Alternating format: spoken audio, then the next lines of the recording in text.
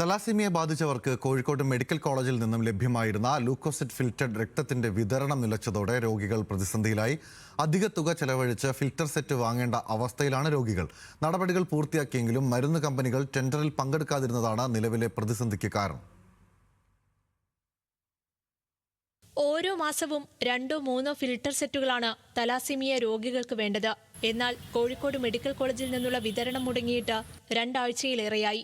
1200 മുതൽ 1300 രൂപ വരെ ചെലവഴിച്ച് എറണാകുളത്ത് നിന്ന് ഫിൽട്ടർ സെറ്റ് എത്തിക്കേണ്ട അവസ്ഥയിലാണ് ഇപ്പോൾ രോഗികൾ. പ്രതിസന്ധി എന്ന് അവസാനിക്കുമെന്നതിൽ ആശുപത്രി അധികൃതർക്കും കൃത്യമായ ഉത്തരമില്ല.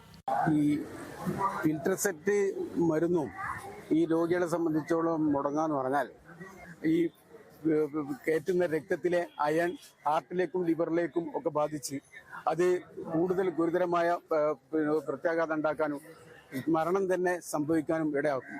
അത് 1.5 കൊല്ലത്തോളമായി മുടങ്ങിക്കൊണ്ട് തന്നെയാണ്. ഇപ്പൊ കണ്ണൂർ ജില്ലയിൽ ഒരു വർഷത്തിലധികമായി അത് മുടങ്ങി കിടക്കുന്നത്. ആ അവസരത്തിലാണ് ഇപ്പം ഫിൽറ്റർ സെറ്റ് മുടങ്ങുന്ന സ്ഥിതി വീണ്ടും ഉണ്ടായിരിക്കുന്നത്.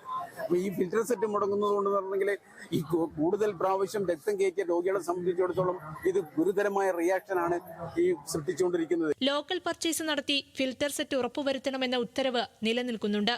നേരത്തെ പ്രതിസന്ധി നേരിട്ടപ്പോൾ പ്രതിഷേധം ശക്തമായതിനെ തുടർന്ന് വിതരണം പുനഃസ്ഥാപിക്കുകയായിരുന്നു.